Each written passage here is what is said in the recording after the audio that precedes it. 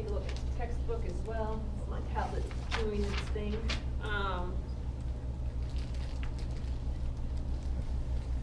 So we've got figure.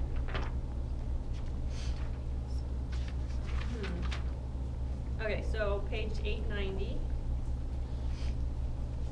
figure 8.91.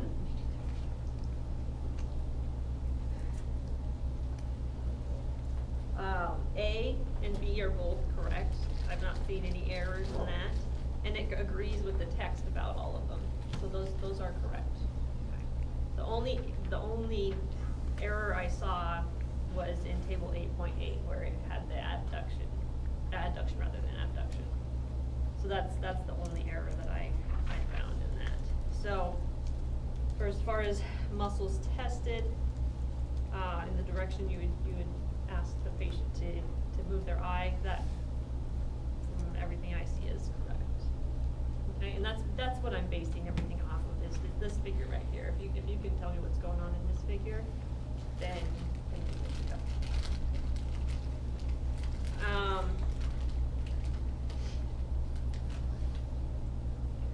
Is there anything else we can do to help solve this, or is this pretty much knowing what is the correct information is what we need? Yeah. Okay, good. So I also wanted to say that one thing I do at the end of every exam is I go through and I assess every single one of the questions and look at ones that people did poorly on as far as the whole class, and then I go through and assess whether or not I did something weird with the wording, so it was confusing or something like that. There are two on this test that I decided were not something that I could see. I could see how people would have misunderstood it or missed it. One of them was the question about the superior rectus muscle, because there was more confusion about it than I was thinking. So that one, and then another one. Which one was it?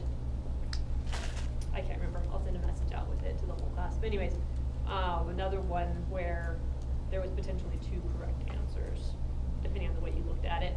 So those two, I will throw out. And so what I do when I do that is basically add 2 points to everybody's score. Because Moodle doesn't actually allow me to throw out a question without really screwing up the grades. I don't even know what would happen. So basically, what your score is, what you saw at the end of the test, you'll have 2 more points than that, and that'll be your actual score. Mm-hmm. In Moodle, like after our exam score showed up, and then if you went and looked, it was like 4% higher. Is that? Right, and that's correct, because it's 2 points equals 4% since it's a 50-point test. So whatever we have on the Moodle now should be correct. Well, I hesitate to say that because Moodle has issues. Okay. And I don't trust what Moodle does. But the number that, if you go back to your test and you look at the number that you got correct, just add 2 questions on top of that, so 2 points off of that. But it was like right after the exam. Like as soon as we walked out, if you went and looked at Moodle, it was right, 4%, exactly, so because there was an existing override of the grades that I had to go in and fix, and it was actually 2.064 points or something. I'm like, where the heck did that come from? So I went through and I corrected it. So if you look at the number of points that you got correct on the test, I can actually go back and look at the exam and then just add 2 points on top of that. That'll be your score, and then multiply that by 2. That's the percentage you got. Okay? Yes? So is there anyone that got those questions correct? You just got an extra point. So then you end up with 2 on top of whatever your grade is. That's correct. That's the simplest way Moodle lets me add anything, so. Because Moodle is the way it is. But another note on Moodle, so when you're looking at at finals for the categories, like the percentage for your categories, don't believe a word it says. I have somebody who has 500% in a category, and I have no idea where it comes from and why it's there, and I've not been able to get rid of it. And obviously that's not accurate. So when you're looking at your scores, look at the numbers you get for each grade. Those should be correct. I go through and I verify them periodically. But the totals for different categories, there's something weird going on and I don't understand, and I haven't gotten the problem solved yet. So just so you guys know, because I'm sure you're all looking and seeing what the grade is as you're assessing your progress. But let you know that's what's going on, okay? And I will fix the problem when I can. All right, so, any other areas where there's questions, or as, I know you guys have been finishing up rounds of tests this week, so you probably haven't done a lot of review study yet. Where are we at? Yeah, I'm sure you haven't. Okay, Not so. even kind of. Okay, so maybe let's start off with kind of where I'm focusing on the test, okay? So, the things that I'm kind of thinking of are,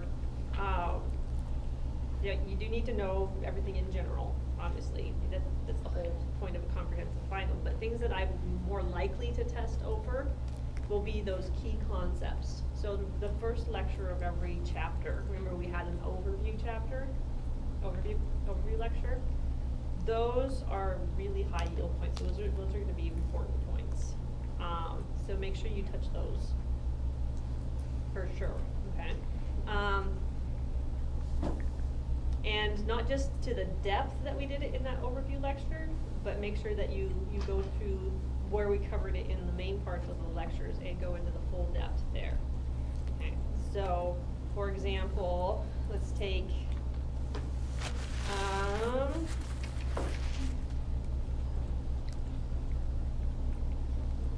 upper limb 1, and one of the things was the general patterns of innervation by the different nerves, and the example was the innervation of the radial nerve. So take that and then say, okay, now based on this concept of what's the pattern of innervation of the hand, what's the other information from the rest of the lectures that pertains to this? So in addition to the radial nerve, what about the ulnar nerve? What about median nerve? Things like that kind of add on to what's presented in this particular lecture based on what we covered for the rest of that particular topic in the rest of the chapter. Does that make sense? Sort of, kind of, not at all. It still feels like we're looking at everything. Like I don't think it's helping me, I guess. I don't know about everyone else, but I still feel like I am looking at the main points. Mm-hmm. But I still have to look at everything else, you know what I mean? Because I Right. know the main points cover everything, and everything else goes in depth, so I don't think that's helping me. Well, these points here, this first lecture, and that was the wrong lecture. Where do I want to be? I wanted to be on upper limb 1. There we go. This will be easier.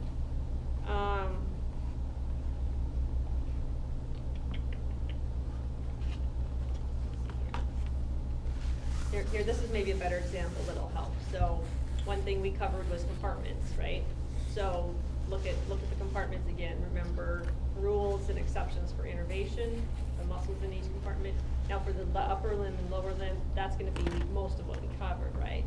But there are some things in the rest of the lectures that we kind of just mentioned during that lecture that aren't included in these overview lectures, that first lecture of each. So those are the types of things where I'm less likely to ask questions about those. I'm going to be focusing more on these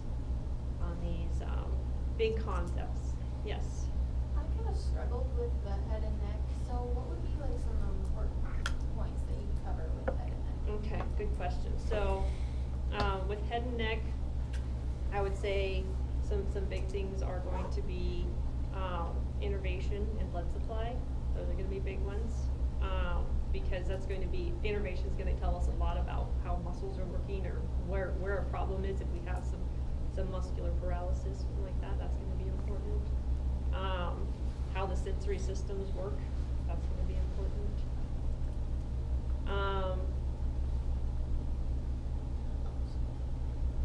Let's see.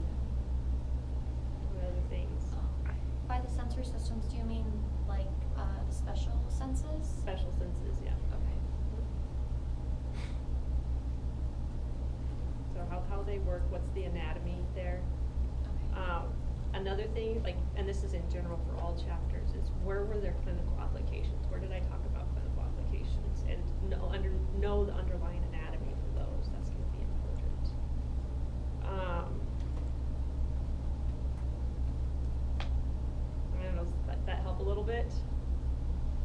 mean, it's a lot of information, and, you know, you guys have been studying all along, so, I mean, it's all in there, just, you know, kind of refresh it, and go, yeah.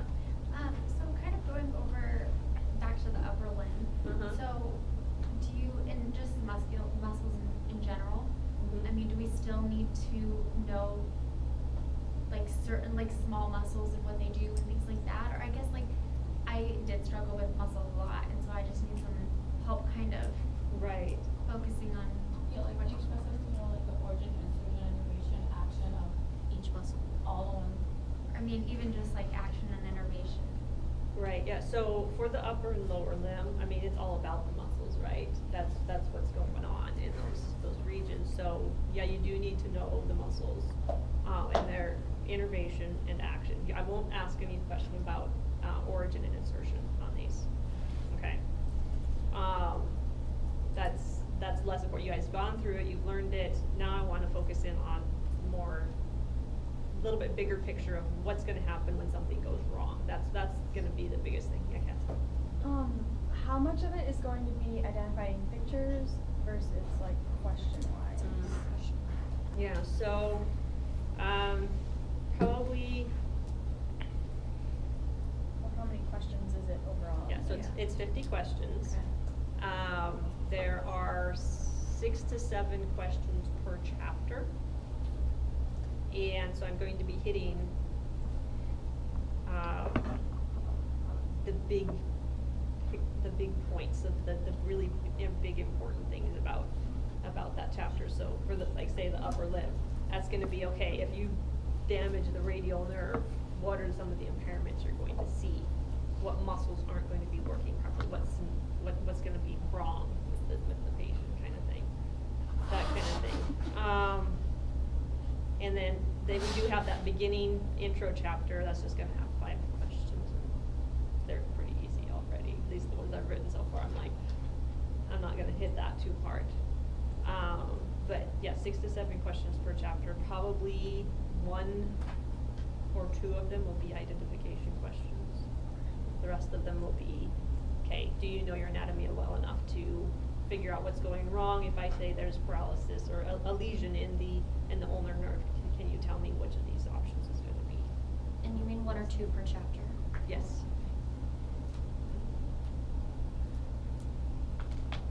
And I won't be looking at like super detail, like what's this teeny tiny little branch here?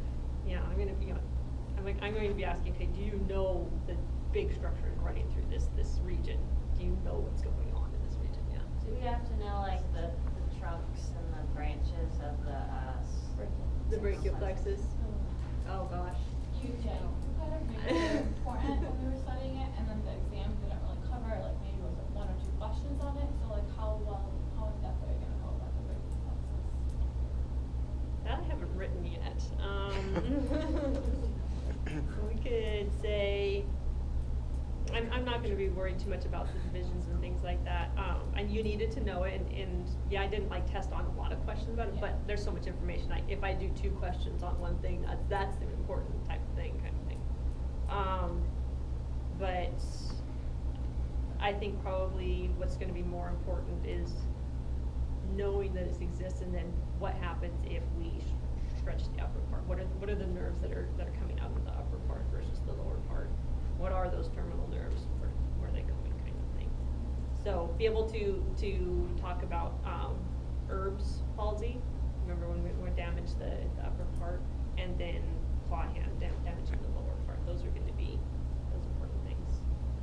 So again, just going back to clinical application. If there's a clinical application that we talked about in class, that's going to be something that I'm more likely to test on. Would you say that it is a good way to study to look at our old quizzes? Mm-hmm. Okay. Yeah. Exam. Old quizzes and old exams, they should all be available unless Moodle throws me another curveball. They're in the lockdown browser. So you do have to look at them through the lockdown browser, but if you go through it, you can look at them? Yeah. Okay, good. Thank Is you. that if we know the password? No. No, you can just look I think at some, it. I think the exam 2 Uh-huh. and 3 maybe, they don't, in some quizzes, they don't show you the right answer, what you got wrong. Oh. But exam 3, I know it did that, and then last quiz, I know it did that, so I don't know if you changed any settings, if you did like. I would have to go back and look at it. I it shows you got it wrong, but it doesn't give you the correct answer. okay. But, the recent ones did do that, so I'm not sure if you changed settings, but if you could check that. Yeah, for us. I can do that. That's my intention, is to be able to see the answers, so I'll go play with Moodle for a while. Beat my head against my desk. Oh, I thought I hated Blackboard, but. Yeah, it's got some really good things going on it, but there's some challenges for sure. But yeah, I'll make sure that all of that's available, because that's what I want. Those are good ways to study, because when I'm writing those tests, I'm hitting the things that I think are important. Yeah. Anything else that I can do to help? Other than telling you what the questions are ahead of time. I mean, we'd really appreciate that. Sorry. What was the images you're gonna test on? That's a possibility. Yeah, that'd be nice. Like, just give us like a general, we'll memorize the whole thing. Yeah, we're like- gonna pick out one. That'd be awesome. Yeah. We have a manifest exam the day before, that's 40% of our grade, so you know what we're gonna be focused Yeah. on. Yeah. So we're all gonna. Yeah, 40%, 10%. That's Yeah. If we fail the anatomy test, we'll probably still pass the class. If we fail the physiology test, We're done, we're out of the program. So, I can absolutely promise Yeah, that that's I'll we do like you, something. but. Yeah, it's nothing personal. Yeah, it's all about self-preservation, Yeah. right? Yeah, survival of the Try to do our fittest. Yeah. best, but it's Absolutely, helpful if you give us, absolutely. like, an idea of what images would be. Yeah, Thrown in. I might do that. I might just send you guys a PowerPoint with all the images. Oh, that'd be awesome. Oh, that would be great. That I think I could handle. Yeah. Merry Christmas. That'd be very good. Yeah, so, Appreciate that. and it would be a bank of ones that I would pull from, so I wouldn't necessarily be like, That's okay. this figure, but here are the figures that I would potentially use. That's, yeah, no, not asking for an answer, just like generally, like what you're thinking. Yeah. That's Maybe circle a couple That's things. still Absolutely, I like going. Oh, this one here. Yeah. It's true, I wouldn't want you guys to be bored. Oh, don't worry. I don't get bored easily. Tuesday night.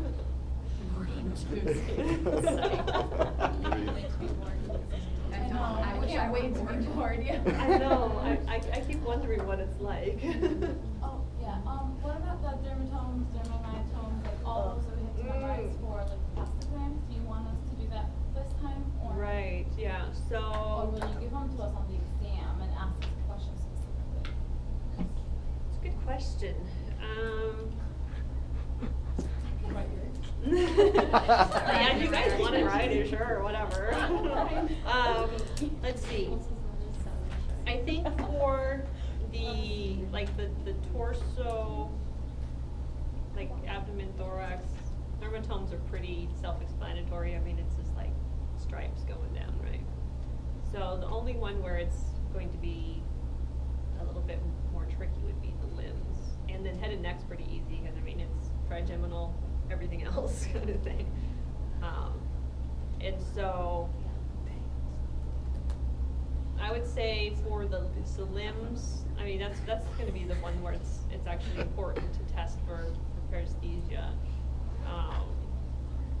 So yeah, those are the hard ones, unfortunately, but those are the ones that are gonna be most helpful to you guys as practitioners to just be aware of them again. What I would emphasize more probably is the autonomous zones. So where would you test for a problem with that dermatome? That's gonna be more important than knowing the exact borders of everything. But where would you test for it, and then what spinal level would it be at to test for that? So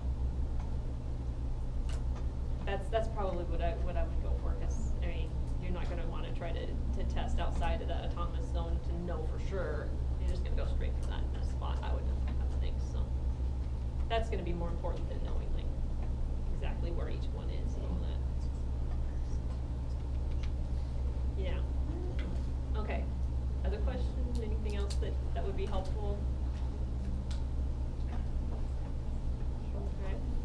How many questions? Just the regular? 50 questions, yeah.